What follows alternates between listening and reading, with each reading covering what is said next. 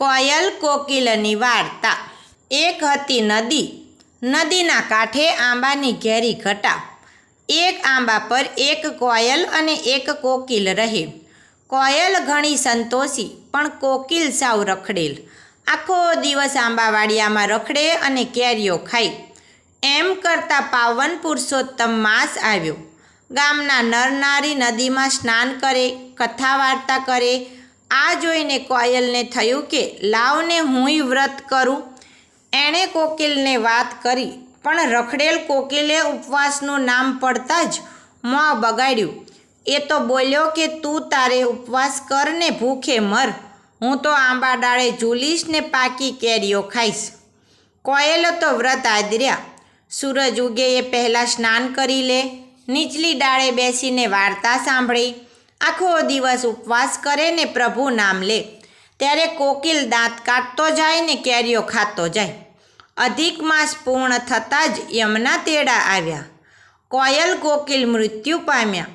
વ્રતના પ્રભાવે કોયલ રાજાની કુંવરી તરીકે જન્મી અને કોકિલ રાજાના બકરા તરીકે જન્મ્યો। દિવસો ને રાતો વીતતા જાય અને કુંવરી બકરો મોટા થાય। કુંવરીને બકરા પર ઘણું હેત। બકરાને રમાડે, જમાડે, નવરાવે, ધોડાવે, રાતે પોતાના ખંડમાં સુવડાવે। બકરો ઘડીક અળગો થાય તો બાવરી બની જાય। આમ કરતાં વર્ષો વીત્યા। કુંવરી મોટી થઈ। નવાનગરના રાજકુમાર સાથે એના લગ્ન થયા। રાજાએ 7 ગાડા ભરીને દાયજો દીધો। હીરા માણેક દીધા, રત્ન નીલમ દીધા, સોના ચાંદી દીધા, હાથી ઘોડા દીધા, હીરના ચીર દીધા, ચાકડા ચંદરવા દીધા। પણ કુંવરી તો ઉદાસ જ રહી। ત્યારે રાજા બોલ્યા કે દીકરી જોઈએ તે માગી લે, તું લેવા જોગ અને હું આપવા જોગ। કુંવરી બોલી કે દેવો હોય તો બકરો દો। રાજાએ બકરો દીધો। કુંવરી તો બકરાને વેલમાં બેસાડીને સાસરે આવી। બકરાને રમાડે, જમાડે, હેત કરે, વહાલ કરે। કુંવર વિચાર કરે પણ ભેદ ન કળાય। સુખમાં દિવસ ઉગે અને સુખમાં સાંજ ઢળે। પિતાનું મૃત્યુ થયા પછી કુંવર ગાદીએ બેઠો। કુંવરી રાજરાણી બની। એક દિવસની વાત છે।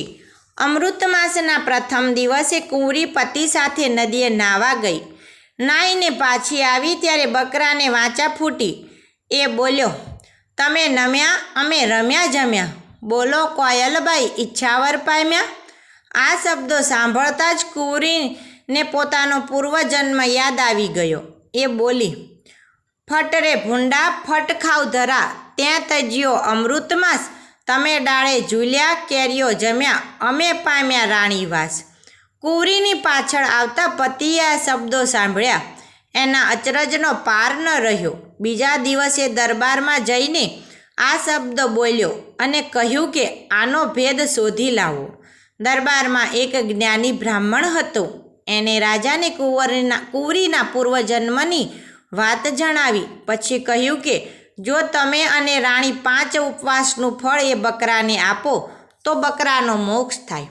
રાજા રાણીએ 5 ઉપવાસ કર્યા। પછી હાથમાં જળ લઈ સંકલ્પ કરીને ઉપવાસનું ફળ બકરાને આપ્યું। તત્કાલ બકરાનો દેહ પડી ગયો અને એમાંથી એક દિવ્ય પુરુષ પ્રગટ થયો। સ્વર્ગેથી વિમાન આવ્યું। એ દિવ્ય પુરુષ વિમાને ચડીને ધામમાં ગયો। હે પુરુષોત્તમ રાય, તમે જેવા કોયલને ફળ્યા એવા ભાવથી વ્રત કરનાર જીવ માત્રને ફળજો। જય જય પુરુષોત્તમ ભગવાનની।